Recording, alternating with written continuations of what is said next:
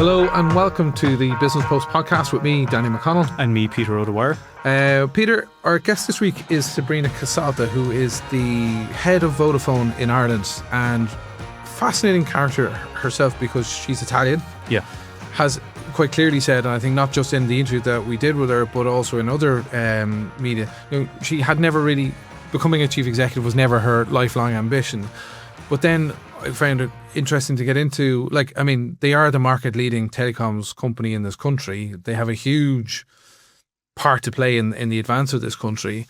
And it just goes to show, at times she gets into just how she's a very results driven person. She demands a lot from her team. Yeah. She's demands high expectations, and there's a high demand of her, like double digit growth, is what they're looking to do year on year.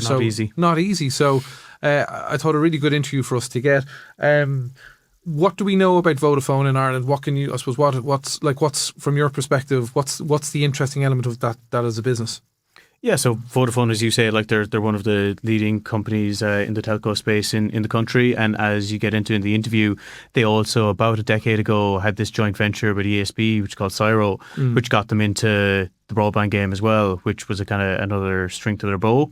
So along with the likes of Air and Three, they're one of the major companies in the telco space. They've kind of been... they feel like the incumbent. They've been around for a long time. Yeah. Back when mobile phones were first coming out, it seemed to be Vodafone that was largely Vodafone in 02, I think, back in the day as it was.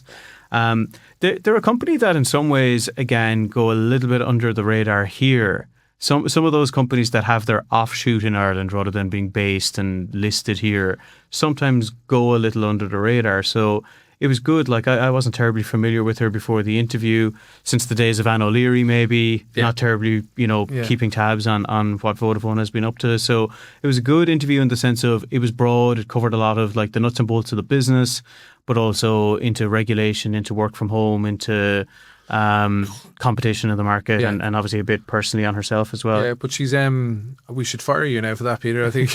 Apologies. But I was very interested in her take as a kind of an Italian national coming into Ireland, her impressions of the country, our infrastructure, the state of Vodafone's own position in the country, dealing with government. Yeah. All of that is sort of, from an outsider's perspective, I'm always fascinated to see kind of an outsider's perspective on all this. And very interesting, she says very clearly, we're very good at some stuff. We're kind of behind the curve on other stuff. Vodafone's job is they're the market leader. They want to stay as that market leader. And I even put it to her, we had Susan Brady in here in that business kind of case and how they go and compete. So it is a competitive business and it is a competitive industry. It always has been, in fairness. There's some sectors of the economy that maybe you'd say aren't as competitive. Telcos have always been super competitive and have been going back decades in all sorts of countries. It's just one of those markets. Yeah. And you still see now there's all sorts of offers out there on the consumer side that, again, different companies are trying to eat into each other's market share. It's a tough business. Yeah. Because you did the interview with Susan Brady and I thought it was interesting, because they were very clearly going after that. Will be that one-stop solution for your business. We will give you that kind of wraparound service. Vodafone are clearly going for the same and want, and as Sabrina was saying, a lot of the big businesses in Ireland are with Vodafone because of that incumbency, almost because of that position. And that, I'd say, the pressure, the sleepless nights come from how do you either maintain or grow that position. Yeah, well, I mean, the most obvious stuff is the consumer focus side, because that's the offer that we see all the time on TV or wherever. It's the stuff that comes to your door. The rugby team, all that kind of stuff. But you can imagine it's the big contracts with the major corporates that pay a lot of the bills for these guys. Absolutely. So, and that goes under the surface. It's not as public facing by its nature. But as you get into actually at one point talking about a biggest mistake, we won't spoil it, but it was around that idea of a contract and a major contract, and you could imagine the sleepless nights that were being had at that stage. Indeed. Now, before we get into our interview with Sabrina Casalta, I do want to draw your attention to last weekend we named Peter O'Donovan from Carstroller as our Business Leader of the Month. We will be naming a Business Leader of the Month between now and November, because in November we'll have our Business Leadership Awards, and there'll be a category for all of those nominees, and there'll be one overall winner. Just to say that if you are interested, if you have someone you want to nominate, we have 7 or 8 different categories on the night for small, medium, large size businesses. So go to the Business Post leadership-awards.ie and you will get all the details there. Get your entries in and we hope to see you there on the night. But here now is our interview with Sabrina Casalta of Vodafone Ireland. Sabrina Casalta, you are very welcome to the Business Post podcast. Thank you for having me here. We will get into Vodafone and its journey here in Ireland, but let's talk about you in the first instance if we can. How did you come to be the chief executive of Vodafone in Ireland? Where did you obviously are Italian. Where were you beforehand, and what I suppose have been your impressions of Ireland since you've been here? Oh, absolutely. So I'm Italian, as you said. My background is I'm a management engineer, and I started my career in business consulting. And I think the driver was the curiosity around understanding different business, different industry, different function.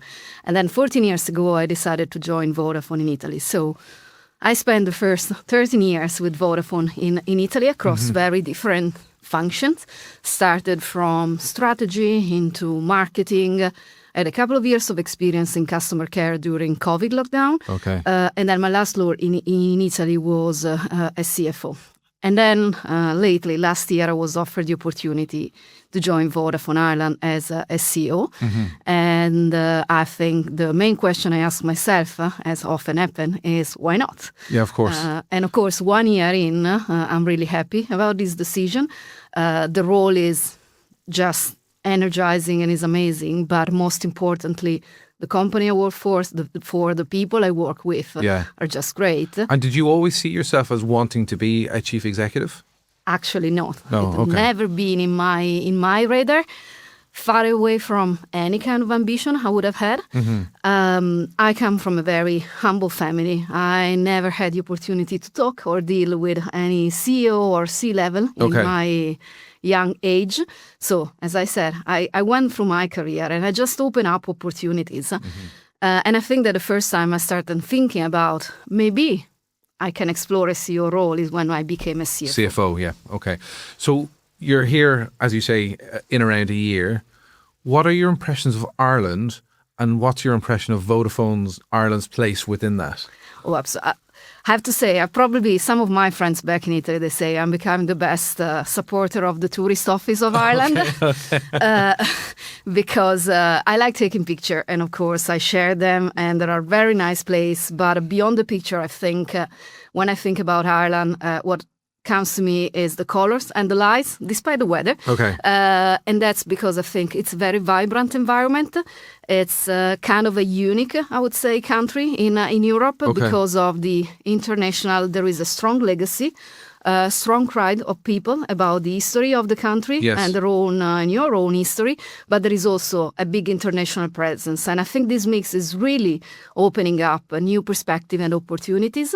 And on the other side, I have to say the environment is really welcoming. People really care. I think there is a similarity between the Italian culture and the Irish one in terms of connecting, building relationship, the sense and the value of the community.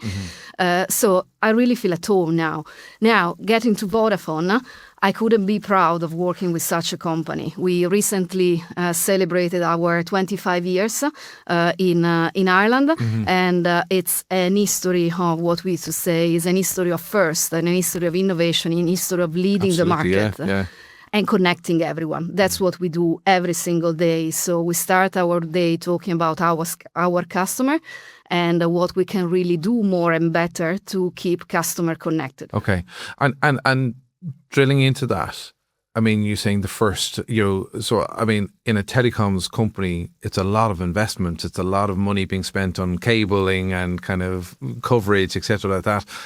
I mean, talk to me about that level of responsibility as a chief executive when you're making big decisions. Is it always saying being ahead of the competition, keeping a pace with the competition, or where does innovation fit in that dynamic as well? Oh, absolutely. As you said, telecommunication is probably one of the industry with a high capital intensity in terms of investment. We have to keep investing every year something that is double-digit incidence on our revenue. And this is just to accommodate the demand that is growing in this market, double-digit every single year. So, of course... But that brings a lot of pressure, I'd say. Yes, Yes. because of course, whenever I think about the service, I run a parallel, and the parallel is like a motorway, right? You cannot wait to have all the car in the motorway to build the next line. You have to think and to plan it in advance. Yeah. So our job is and my job is to think ahead at least 5 years and start planning the future infrastructure and the future services, because there is a lot around the network, as you said, is fiber, is cable, is sites and antennas, but there is also the entire wrap of the service in the way that we provide it to the customer. So the customer care piece, how we integrate our different service. So back to the point about investment, what I think what I feel is about my main responsibility is exactly how to create the condition to make the investment sustainable in this market, because of course we are a market leader and we want to be the market leader. We want to really, lead the way through it. So how would you compare Ireland's digital infrastructure or telecoms infrastructure, say, to Italy or Germany? Like, what's your assessment of how advanced we are? So I would say that I was impressed to learn how Ireland moved forward in the digital infrastructure when I joined, because I think that 10 years ago, Ireland was probably ranking in the bottom half of the European countries in terms of digital infrastructure through the National Broadband Plan and all the focus that has been put onto it by the government and by the players in the market is now at the top, is the top 5-10 countries in Europe in terms of digital infrastructure.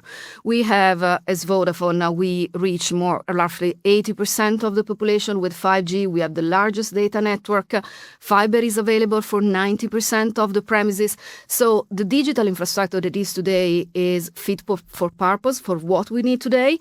I really believe that, as I said before, we really need to think about the next 5 to 10 years. And what does that look like in terms of innovation? What does that look like? Is it satellite? Is it, like, I don't even know to begin. Like, what are the next level of innovation? It's I would say threefold. You mentioned the first one, satellite. I'm very passionate about it, and actually a couple of months ago we completed the first test call from a satellite direct to a standard smartphone. That is first in Europe, and we are. And that was done in Ireland here. It was done in Ireland, in Clare, Ireland. That is known to be black spot. So. The application of satellite, I think, is really great in integrating and complementing the current infrastructure, because it gives coverage in areas that are known to be what we call black spots. Yeah. It adds a layer of resilience. So when anything happens, think about a power outage, a storm, our network needs power to be run. Satellite is decoupled from terrestrial infrastructure, so it can be an additional layer of communication. And it helps mission-critical communication services like ambulances, police, any kind of defense. So this satellite is there. The second layer, I would say, is around 5G standalone, is the next generation of mobile connectivity. Yes. And what it will bring is the opportunity to, let's say, create slicing into the capacity. So if you think about the connectivity like a pipe, we can create a segregated part of this pipe that could give different services to different companies, for example, or different agency, for example. This is critical because when we talk about Internet of Things or even agentic AI, when it becomes physical, AI, for example, running transport system. We really want to have a network that is reliable and is safe. And the third layer that I mentioned around innovation, I think, is all about the customer experience and how we make it even more digital, omni-channel and progressing, because I really believe that our purpose is connecting everyone, but also bringing everyone closer to the technology in a seamless way. To deliver on that sort of agenda requires, as you say, huge infrastructure, huge commitments in terms of data centres and all these sort of stuff. And we know in the wider market here in Ireland, there's been a sort of moratorium and there's been this big debate about the future and the role of data centres in Ireland. Do you think the government and the state here recognise the scale of the challenge, and are we doing enough to make Ireland as a country ready for that next step? Look, we are quite involved and engaged with the government in collaboration because of what you said. Connectivity and data are the enablers for infrastructure and ultimately for community and people inclusiveness and economy competitiveness. So, of course, Ireland is very much focused around developing infrastructure to keep the pace with the growth of the country. We talk about transport, housing, water, and electricity. But all of these, to be future-proofs, they need to be ready to manage big amount of data and AI application potentially. And the way I see it is that AI is like the top of a pyramid that runs on data, but the foundation is the connectivity. Connectivity, okay. So that's the kind of conversation we need to have in the country and also at European level. You mentioned there black spots in terms of coverage. Given, I suppose, you are here, Vodafone is here 25 years, how many black spots still exist in Ireland, or how big a problem are those black spots for you? It's an issue that we keep, of course, working on, and because, as I said, we really want to connect everyone. So our focus, it's, I would say, on two dimensions. In the long term, we keep investing in innovation, technology, satellite, I mentioned, in order to make sure that, of course, we close this gap. Ireland has quite a peculiar challenge compared to other countries because 60% of the population is in rural areas. That make the investment and the operation to cover this population more challenging than in the cities because of the infrastructure and the orography. So, and again, I'm not a technical expert. How do you ensure coverage in rural areas? Is it poles? Is it cables under the ground? Is it a bit of both? No, it's both of them, because when I talk about infrastructure, we provide both mobile and fixed connectivity. Yes. So is a pole, is a site, of course, for mobile. And our job there is really to make sure we optimize the resources that we have, meaning the spectrum, so the frequencies, in the best way, reacting also to customer feedback. So it's important to listen to customer for us. And I was yesterday in a session with the team where AI will also enable us to be even more reactive on this kind of optimization. The second is fiber. And Vodafone has been, I think, again, one of the first of Vodafone Ireland was the setup of the joint venture with ESB, that is Cyro, 11 years ago, that really, I would say, kick off the development and the rollout of fiber in Ireland. And if 9 out of 10 families and businesses have access to fiber today, is also because of this venture. You've mentioned AI, I think 3 or 4 times already, and I do want to focus in on it. But again, we talk about it in the Business Post all the time. We look at how we can adopt it and adapt it into our own work lives. But for you as the head of Vodafone in Ireland, talk to me about AI and how does it impact on your job? How does it impact on what you're doing? And what is the focus about where Vodafone plays in the advance of AI in not only home life, but in business life in Ireland? Absolutely. So I'll start from the end. I mentioned that we have a great role and responsibility and opportunity in enabling AI and access to AI, whether it is consumer, family, but more importantly, business, because the service that we provide is a key precondition to get a safe and reliable access to data and also to AI. But we also are in an investment phase on AI internally. So we are working on it, I would say, on 2 main areas. The first one is how we can use AI to evolve and keep improving the level of service that we give to our customer. And just to give you an example, based on AI, we're the first to launch a 24/7 customer care service in Ireland that relies on AI-driven bot, our Toby. Today, Toby is addressing 100% of the contact that we get from the customer and solves 70% of them. And then we also use AI to empower our colleagues, our agents in the call center, to become faster, to get higher resolution in addressing customer calls. So today, 85% of our customer queries are solved within the first call. Because, like my experience with AI bots can be, they'll answer some questions, but often it can be frustrating because they don't address your fundamental query. Have you found that in terms of your customer care that it can only do so much, but it's not a full solution? I would say it needs to have boundaries because there is always a level of judgment. And when judgment is needed, I really believe that human needs to be in the loop. In the loop, yeah. Okay. But what I can tell you is that... That's very important, actually, the way you just said. That's very important, yeah. So for me, it's judgment. So we have what we call a responsible AI. So before start deploying, before having AI interacting with our customer, we really test it, and we want to make sure that it overcome the main boundaries and it doesn't get into hallucination, and we really test it. So of course, AI is also evolving. So we move from static agent, when I talk about the bot, into a less deterministic one that will address also some more of your question. Yeah. But of course, it's, as I said, is in the investment phase. We have to study. But I really believe, and I was with the team last week just to talking about this, how we can really make sure that we test AI, and when we expose the AI to our customer is exactly solving to the purpose in a responsible way. We have seen companies like Meta and other announce job cuts on the back of AI investment and the idea that AI can just do the jobs that a lot of people have been doing. Where's Vodafone on that spectrum in terms? Do you see it as a way of making your company more efficient and therefore smaller by way of headcount? We see AI as a way to empower and become more productive and faster. So in our and in my strategy, AI is a booster of our people and our team.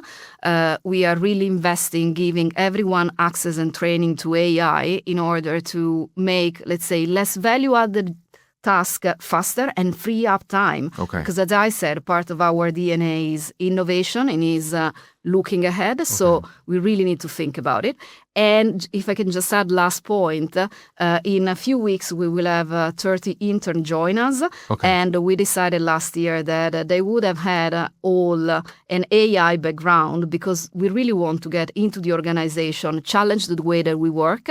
And we're also organizing reverse mentoring sessions. So I also sign up for a few of them, because I really want to understand how I can use better technology. But again, just to drill down on this, I mean, obviously there are certain functions that AI can maybe replace or take off the workload, but I suppose there's natural that there might be efficiencies delivered. Are you saying now definitively that Vodafone is not looking at job cuts or kind of reduction in workforce because of AI, or is that something that may happen in the future?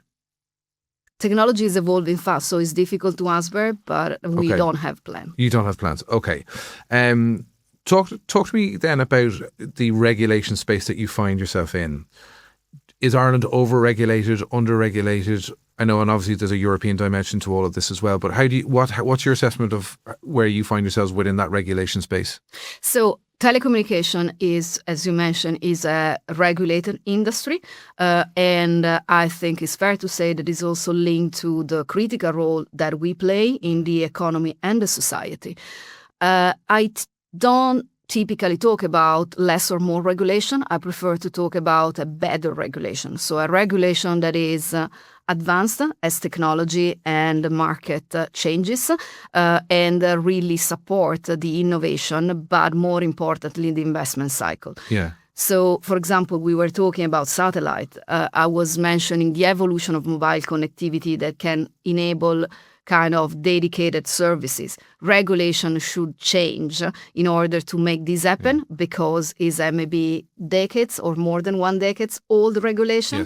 So it needs to embrace new. And are you seeing that regulation keep a pace with that level of technology advancement? There are many discussions also at European level, not only Ireland. I think Ireland has a great opportunity with the shortly upcoming EU presidency to really advance in the way that Europe look and support future digital infrastructure. For example, with the DNA, so the Digital Network Act, that will change the regulatory framework for the industry.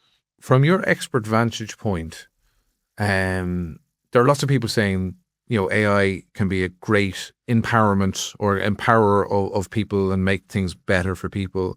And then there are many others who say the robots are coming to get us all and they'll take us all out at some point. Do you have any concerns about the advancement of AI and its impact on democracy, on its, on what it might do in terms of threats to businesses, in terms of security, etc., like that?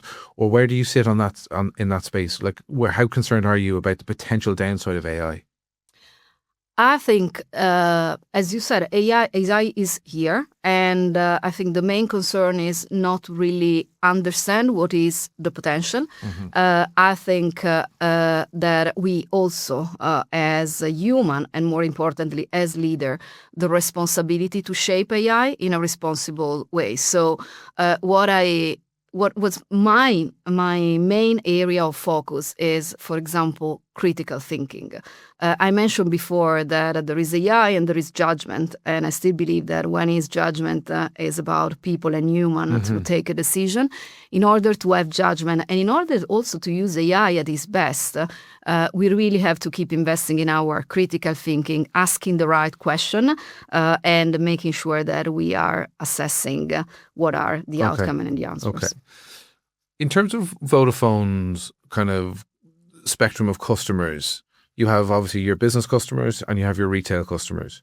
How important is your business element to you? We're talking about the scale of your business side of your business and the kind of the retail and that split. Absolutely. So we are, in Ireland, we are the biggest mobile player. We have 2.4 million mobile customers, and these include families, individual, but also businesses. And in the business space, 6 out of 10 businesses in Ireland are Vodafone customers.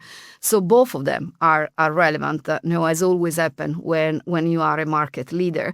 And we keep focusing on the two of them. So, of course, there are different needs, but I think, of course, the quality of the service is exactly the priority, and keep adding value to our customer, whether it is with a better service or, for example, a SafeNet, that is our product to give security feature into the connectivity for families and private customer, up to cloud and security or collaboration tool or software-defined network when it comes to businesses, and support also government, for example, and public services in development and making their service even better.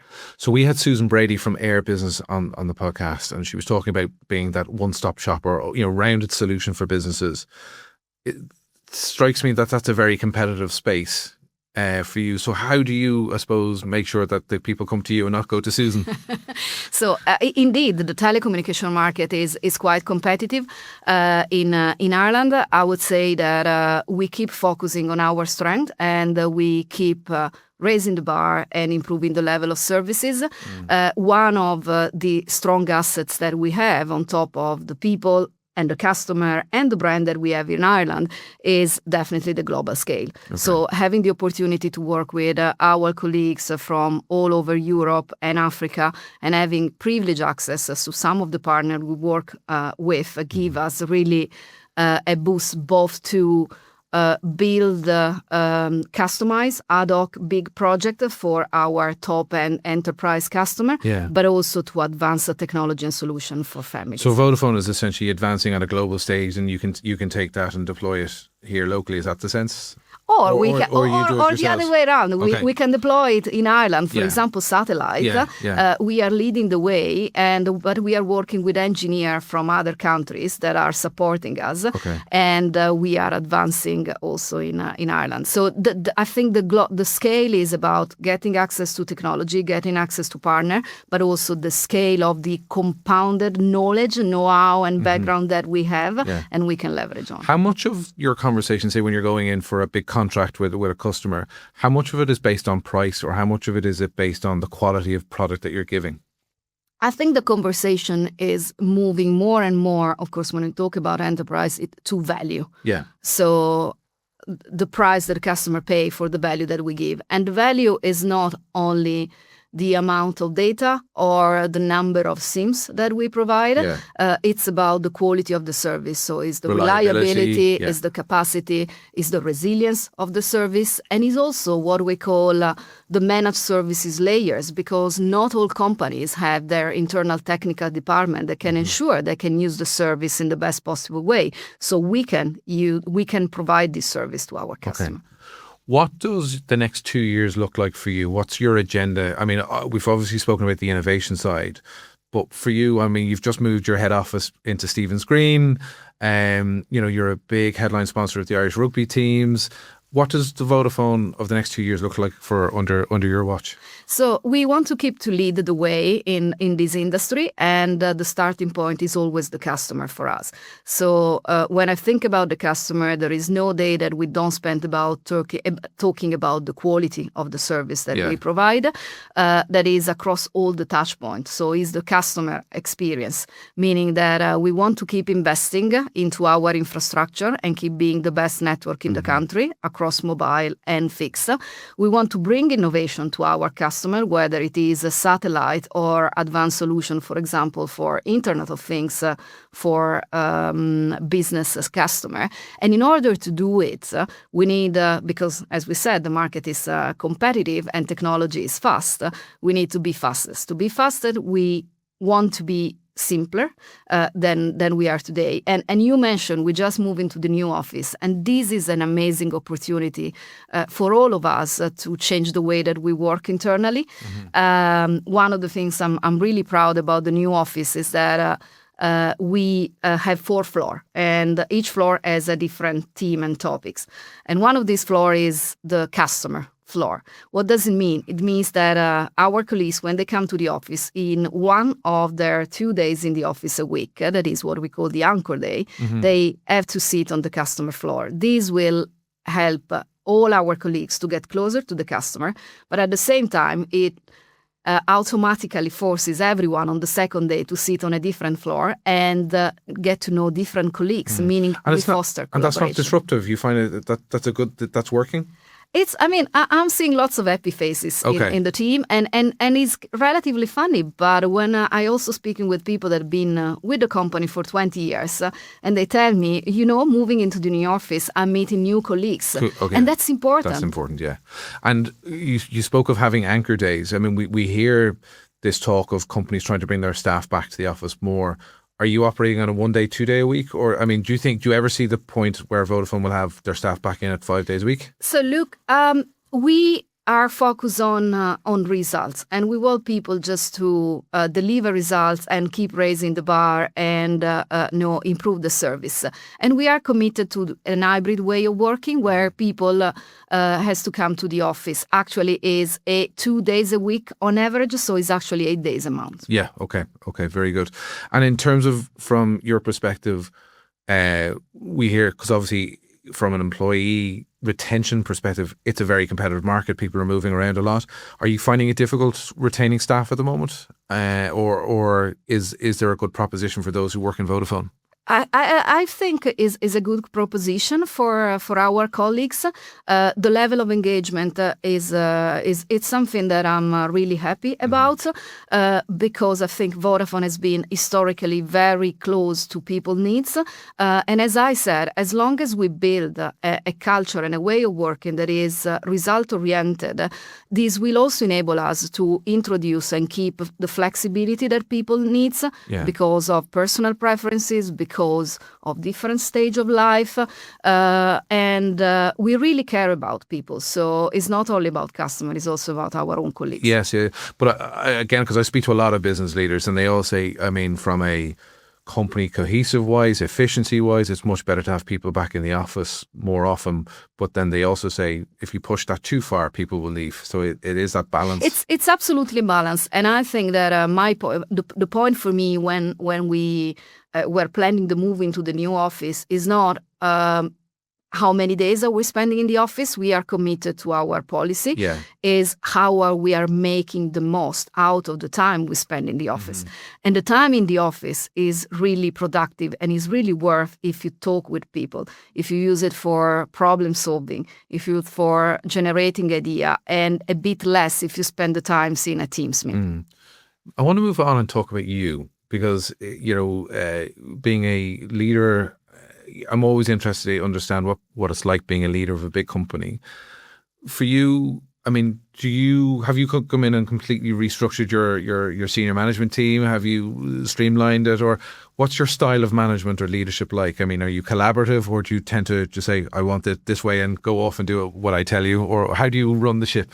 No, I would say I'm a high standard leader. Okay. But probably it couldn't be differently when you lead an high standard, high quality company, right? Yeah. And a high standard team as well. So I like to work with the team. I like to work and build a high performing team, and I like challenges. So I really like to sit down and think about the problem and generating idea. Over the time, I also understood that I really enjoy growing the team and growing people and opening opportunities for the company, the team, and the individuals. And talk to me then about managing, say, your senior team, because, again, I'm always interested to hear about. There are some people who need the armor and the shoulder. There are others who just need to be the freedom to kind of go off. How do you manage those different personalities, or how do you, I suppose, get the best out of your people? Absolutely. I think that one of the first things that as a leader we need to recognize is, of course, we are all different. And that's the beauty of it, right? Because you can bring different perspective. And diversity is really a value added in a team. So first of all, I spend time to listen to people. I think one of my traits is exactly asking questions and listening. I think I ask lots of questions, but it's too many. I don't think too many for me, but look, I've grown with a primary school teacher that told me that you always ask 5 W questions. That is who, what, when, where, and why. You could be a journalist asking those questions as well. So, and then I worked with a manager in my first days that he told me always ask 5 times why. Why? Okay. Right. So it's not the rule actually, but I'm really curious. I want to understand things, and I also like to connect different things. So I think that's the fun part of my job with the team is building on individual strength, but also helping them to connect each other and to find different spaces for solution. What's the biggest thing you're proud of in your career?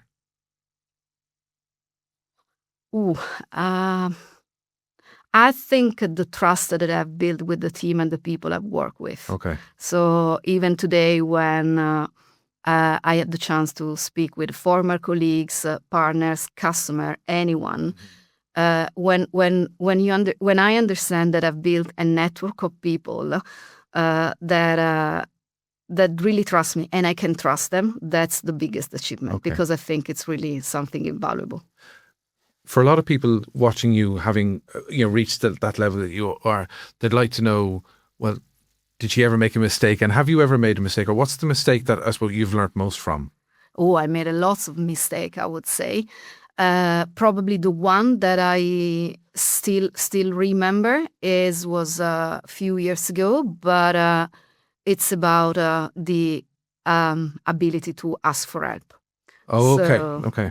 Sometimes, I mean, I don't think I'm a superhero, so I need help. But it took a mistake and getting very close substantially to lose a big project. And it would have been a big failure to really understand it. So I still have in my mind that a phone call at 9 p.m. to my manager at that time saying, I need help, but I waited too long and I felt so bad in asking help that. But then it really made me understand how important it is to assess where you can go alone and where you need So as support. a chief, I'm always interested in this, but as a chief executive, then who can you ask for help for? I think everyone, starting from the team, the first people, that are your best supporter and your best ally is the team you work with, is direct reports, but the extended organization. And just, again, being open and say, I'm not really sure I have the answer for this. So can we think about? And then having probably a few people, we can call them mentor, we can call reference people, friends, but that you trust and can be a soundboard. And they're trusted, they're not necessarily the companies, but no, they're exactly. there for you. They might be even external people, but okay. they can be your soundboard, because sometimes it's about a business matter, some other times it's about how you feel about it, how you navigate through the decision. Yeah. How do you manage stress? I think I'm quite good in managing stress. I think I'm very resilient, but of course it happens. There are days where things pile up and you might be tired. So I take time for myself. I enjoy walking in the nature. I enjoy reading. So it's just a switch off. And you rest. Don't strike me as someone who necessarily switches off that easy, though. I never completely switch off, I would say. But I can slow down and I find my own way to reduce the noise of the stress. But I think and that was another learning from a few years ago, is that the first step to manage stress is to recognize where you're getting stressed. There's some chief executives who are very comfortable, say, in meetings and kind of presenting to people, and then there are others who are much more technically proficient. What's your comfort zone like in terms of the public speaking side of being out in, say, at the I saw you at the Viva Stadium where you introduced Donncha O'Callaghan and Tommy Bowen at the thing. How, like, you seem very comfortable in that space. I'm just wondering, are you naturally comfortable in those public arenas? I'm smiling because I think this is exactly the things that if you would have met me probably 10 years ago and asked, I would say I would never be on a stage. Wow, okay. Because it's definitely not my comfort zone. But it's something that you can learn. And again, if you have people that you trust that give you feedback, and it's also about taking measured risk and start and just not be afraid not to be perfect anytime. So, I mean, I'm an introvert, so of course my preference goes for smaller meeting. But as a CEO, it's part of the role. You want to talk with people and you want to share your messages, your vision. And this is, it's always happened. So it's just get to learn it. Okay. And as a chief executive, say a country head, who do you report to? What's your, who are you accountable to? So I report to our European market CEO that then reports to the group CEO. Okay, yeah, okay, very good. So you have a lot of room, but everyone's still accountable no matter how high they go up. Exactly. And I suppose, given that you have, and we started about your introduction to Ireland, what's the strongest impression of Ireland? I mean, what's the thing that has stuck out most about Dublin, about Ireland, about the people, or what is the thing that has resonated most strongly with you about moving here? I think the open dynamism, and I was trying to bring two things together. Is dynamism. I think Dublin is a very lively city, probably in those days even more because of the sun. But there is this kind of positive energy and willingness to move forwards, to do things. And it's also open, because it's open to opportunities. I think that's the other things that really surprised me. How, I wouldn't say easy, but approachable and open is the environment in getting to connect with people, talking about ideas, and even talking about challenges. It's having this kind of open discussion. That is great. Very good. Well, listen, Sabrina Casalta, thank you so much for joining us here on the Business Pulse podcast. Thanks a lot. Welcome back. Now it's time for the post-match analysis, Peter. Sabrina Casalta, I mean, as I said in the introduction, kind of someone who hadn't a connection with Ireland in advance coming in, just putting yourself in her shoes to try and not only come in to a foreign country, but to kind of come into a different arm. Obviously, she'd work with Vodafone separately in Italy, but to come into a separate kind of organisation here as the leader, I mean, that's a daunting prospect for anybody. She seemed quite at ease. I mean, as you say, all of that, coming into a new country, coming into a new role. Also, as she touches upon, the fact that she wasn't particularly confident as a public speaker or as putting herself out there. She was more introverted than extroverted. That doesn't really come across. You know, she seemed quite at ease with the interview. She seems to be the same in her role with Vodafone. That's a lot of things that could scupper somebody in that position, but she seems to have taken to it quite well. And it impressed me, and I'm probably revealing the secrets of the trade here, but I mean, some people will come and do these and they'll have their press spokesperson with them. She came by herself. I mean, I was impressed. We're always happy to have PR people. PR people, yes, Peter. But I do take your point. She was at ease here, and she was confident. And then, but I did like when I was kind of probing her leadership style and probing the kind of how she goes about it. You can see she expects a lot from her team around her. There is that pressure that they have to deliver. And, obviously they've just moved office. In from Sandy for Leopardstown into Stephen's Green. That obviously brings its own challenge, but even talking to her, she said it's a huge opportunity for the business to kind of almost reset the work dynamics, the idea of having mixed floors and not having people in silos. I thought that was really, really interesting from a business perspective.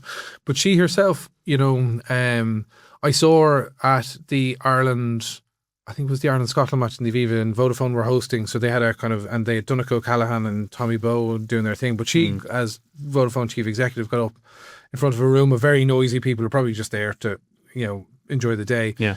But, she held the room, and that's not an easy thing to do.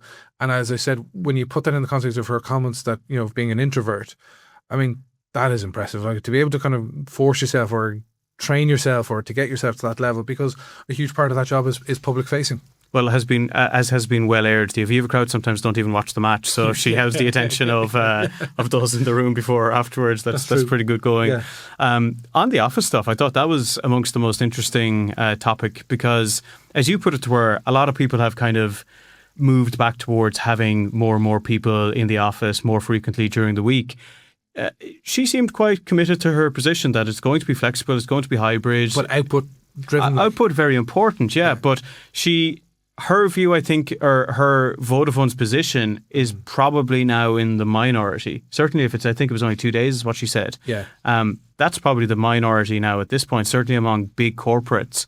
But she was very comfortable with it, even when you went back and said, well, most of the people I'm talking to are saying quite the opposite. She was like, good for them. This is our policy. Yeah. And as you said, as long as it works, we're happy to stick with it, which is interesting for a company of their scale, new, shiny HQ, just opening. You would think, or you would be excused for thinking that there might be a big push for getting people back in. But I just thought that was interesting that she is maybe sticking with the line that we would have heard 3, 4, 5 years ago, even though it's a big corporate, more people are going back and they've got this new shiny HQ. Yeah, you're our business guru here, much more so than I. The newsroom will not accept that title, but thank you. But we kind of again mentioned it in the introduction about Vodafone being that sort of market leader. Like, are they at risk do you think, at your assessment, are they at risk of being toppled from that market leader position, given that the industry is competitive, or do you think they just need to, will always sort of nudge ahead? Yeah, I'd need to go and look. It's been a while since I've looked at the market share figures, so I'm not sure exactly what the breakdown is, but I wouldn't think in any great sense that they're in danger. I mean, as we touched upon beforehand, it's a super competitive area, and the likes of Three, the likes of Air, they're all doing pretty well for themselves.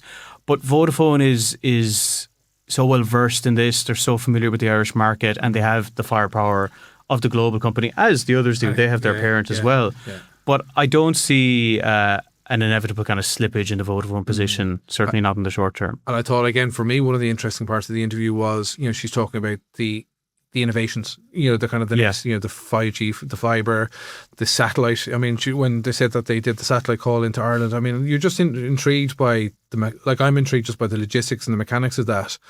But and then she's obviously talking about eradicating the black, because Ireland is obviously given its terrain, there's probably black spots still in this country, despite they're here 25 years, there are still black spots.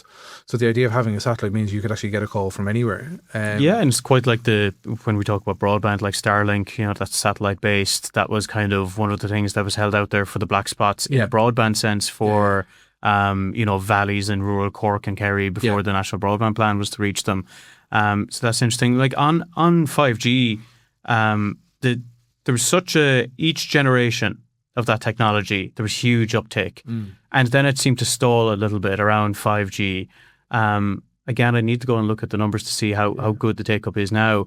But I think that was slower than all of the telcos would have anticipated. Yeah. So I think whoever can gain the greatest traction there is going to do very well. But it is mind-boggling when you think of the scale of Vodafone, not only here in Ireland, but the global. And she even got into the kind of her relationship with Vodafone corporate on high. Like the level of money that's required to invest by way of keeping ahead of the competition, of making sure, but also brought in the idea of like how important are the retail shops, and how important will they be going forward. I presume they're very important for the consumer business, and still having that, going in, having that face-to-face customer experience and getting your kid or getting yourself signed up.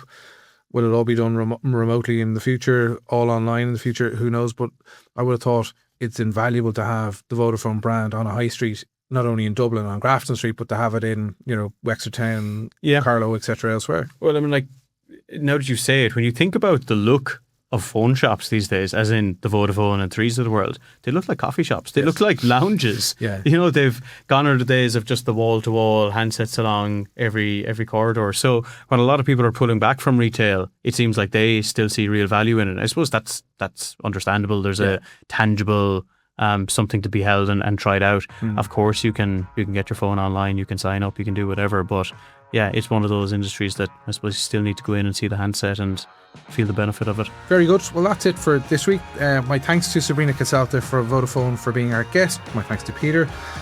We will be back next week with another fabulous guest, Paul Johnson, former British ambassador to Ireland and now head of the Irish University Association. Until then, we wish you Godspeed and good luck, and take care.